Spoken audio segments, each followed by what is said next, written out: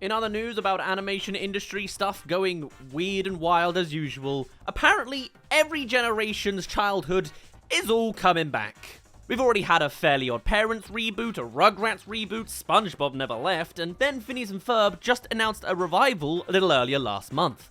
Now, Cartoon Network as well are joining in on the party with a complete resurrection of their 2010 lineup. They already took a swing at it at the 2000s with Powerpuff Girls, and now they're jumping forwards 10 years. Which doesn't seem too long ago, but hey-ho, Disney's remaking a movie that came out in 2016 because The Rock wanted to, so whatever. It's a trend. They've just announced a regular show revival, a Foster's Home for Imaginary Friends reboot, another Scooby Doo project, 2 more Adventure Time spin-offs, and Adventure Time the movie. Whew. However, is that a good thing? In Cartoon Network's case, it feels like they've just revived their schedule from 12 years ago. It just feels like the 2020s aren't working, so let's just do the 2010s again. Is it emblematic of us as a society being overly dependent on nostalgia, or the corporations that shove nostalgia down our throats? I don't know, I'm not smart enough to talk about that per se, but to be fair, I'm sure a lot of us kind of wish we could have applied that principle more literally. Let's just do 2010 again, you know? For a channel that managed to prosper as seemingly more inventive than Nickelodeon, it doesn't necessarily seem like a good sign that they too have now reverted to a Nickelodeon-looking model. You know, run our most valuable stuff into the ground with either reboots or terminal continuation. It worked out so well for SpongeBob and Dora, didn't it? They don't desire a retirement now, do they? And in my opinion, we're never really going to find the next regular show if regular show itself just keeps dominating your programming. It's also so weird how such off-the-wall wacky shows like Regular Show and Adventure Time are now being used as mainstream IP. I doubt any of the first-generation viewers of Adventure Time had thought, yeah, that'll be a mainstream franchise a major corporation will ultimately exploit. But now, yep, that's exactly where we are. And it's especially weird because I feel like Adventure Time isn't that old. Created by Pendleton Ward, the series takes place in a magical world ravaged by nuclear apocalypse, as tends to happen. Relatable. In the land of Ooh, we follow the adventures of Jake the shape-shifting dog and Finn the onesie-wearing human, and of course, not forgetting Bimo. Beyond that, it would take me a long while to actually summarize this show. But you know, it can be off the wall, kind of dark, and sometimes emotional, but over the strangest beats. A really interesting cartoon. Anyway, after it concluded in 2018, a mandate for content suddenly happened called HBO Max, which saw the series do a return but not really approach with a bunch of 4 one-hour specials under the label Adventure Time Distant Lands. Then after that, a whole new series came to just Max now, focusing on the main characters' female counterparts Fiona and Cake, although the new series is actually aimed at young adults. The rationale being that those who grew up with the show have now grown up. And to be fair, I don't necessarily hate that. My big criticism with a lot of these revivals is that they tend to offer nothing to bring in viewers that grew up with the original. You know, sure, you could also focus on acquiring a new generation of kids, but surely you need to appeal to the OG generation to help kick off the revival, you know? And the idea of just aging up the material to, you know, sort of explore new territory in a genuinely interesting way is fine by me, because specifically growing up with your audience is in its own way growing up the content. You know, it's not just a rehash for the same age demographic, just a little bit later down the timeline. And at the Annecy Film Festival, Warner Brothers actually stated that their strategy was to appeal to different generations with their revivals. So I'm all for going for, you know, out of your lane. And now updating to where we are now, they've announced 2 more Adventure Time spin-offs. Is this necessary? 2? Bit different to this, but it does give me visions of a certain Patrick Star show and Camp Coral, you know? The detail of Adventure Time side quest's premise being a children's show that takes us back to Finn as a kid further kind of fuels that worry to me. Are we literally doing the Camp Coral Muppets Babies approach with something like Adventure Time? Yeah, they are. Because the other spin-off titled Hey Ho Bimo is to be titled at preschoolers. To be fair, I have no beef with making a simple show for toddlers. I'm sure that'll actually be quite cute. But this side quest thing, we'll have to wait and see. I'm sure there's more to it than that, but that's the project I'm the most skeptical about, you know? It's just another revival that...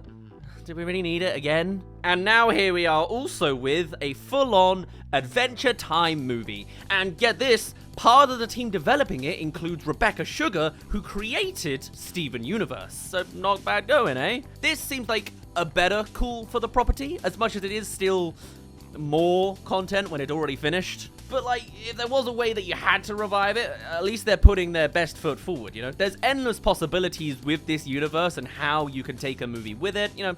There could be a mix of like Coraline, Monty Python, and the Holy Grail, and Never-Ending Story. That would definitely be a vibe all condensed into a cartoon movie. I wasn't clear from the articles whether this movie would be a theatrical release, but considering they're releasing this fully animated Looney Tunes movie in theaters, I presume it will be. As with any movie to a long-running series, I'd definitely advocate for them using a movie as a finale, you know? And in fairness, Adventure Time is a lot younger than Simpsons or SpongeBob, but that also means it's not too late to completely ruin this. It's like how Toy Story hasn't been ruined yet, but we're all now nervous that the 5th one's coming along. At the same time, I can see why fans would wager that Adventure Time is doing what Star Wars is trying to a whole lot more successfully. Expand the universe beyond the original characters, as you've got a big world to play with. Fiona and Cake, they resemble the original characters, but sure, go for it. Hello there, thank you for making it halfway through this video. This is part of our little mini-series, movie news series, and I don't cover cartoons very often. I'm experimenting again to see whether this would actually succeed. I could talk about cartoons a whole lot more if you wanted to. I just haven't really gotten that vibe yet, so I'm testing it. Do subscribe if you haven't already, if you're interested in keeping up with other animated cartoon news. And I'll let you get back to the rest of our ramble of everything coming back from Cartoon Network. The highs and the lows. This is something I'm not sure I could say necessarily for regular show, which seems to only work as a straight revival with the original characters. Nonetheless, it looks like they'll also be doing just that. Currently, the only details we have from the Untitled project, which is keeping most details under wraps, is that a bunch of the original characters will feature, but that suggests to me that it's going to have new leads. I can only hope, because it's a hint of originality, you know? It's already a series that has come and gone, so, you know, I'm scrounging for breadcrumbs to find something original, you know? The state of animation, film and cartoons. And like, maybe there's a chance there. Creator J.G. Quintel has even said it's an entirely new show. As entirely new as you can be when bringing back an old cartoon, I guess. And that's the one thing I'm liking the sound of across all of these projects though. The original creative team seem to have retained oversight on the continuation of these properties. This is also the case for the Foster's Home for Imaginary Friends revival, but that doesn't mean I'm particularly interested. It is yet another preschool reimagining of the series titled Foster's Fun Time for Imaginary Friends. Wow, they changed one solid word with that title, and now it sounds a whole lot more like Five Nights at Freddy's. Foster's Fun Time. I know Warner Brothers and Cartoon Network are looking to appeal to multiple demographics across these projects, but it does seem weird to me that they're using these older projects to appeal to kids. But I guess that's kind of an age-old thing anyway. Teen Titans and Teen Titans Go was a success, so maybe they're just following on that, or I'm really old and that's an outdated reference by now. I don't know, it's plausible. But it's like, yeah, preschool seems to be the best age to introduce new characters. You know, they have zero investment in nostalgia because they've only been alive for about 2 minutes. So I guess, to be fair, it's probably taking into consideration that parents watch a lot of preschool TV, so why not bring back characters from their childhoods? Is that the logic? Ugh, the mind aches that there are 2010 children that are now young parents. That's horrifying to think of. I'd personally wager that Bluey, of all things, has shown that it takes more than just repackaging old cartoons for babies to really get through to that parental audience. However, with the original creator involved at least, I'm sure they have a solid idea that does just that. I can only hope.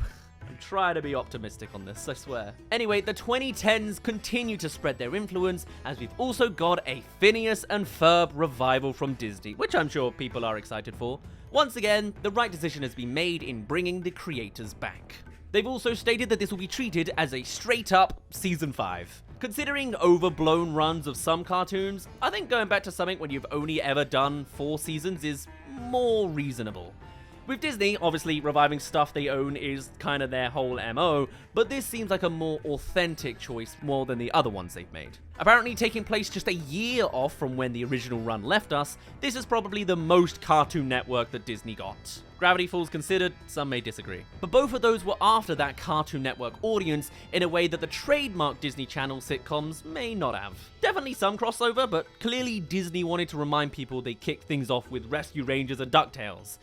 In fact, they brought back both of those as well, so... Man, do any original cartoons get made anymore? Seriously? Here's the thing. Sure, I think all of these things have the potential to be good for their respective audiences.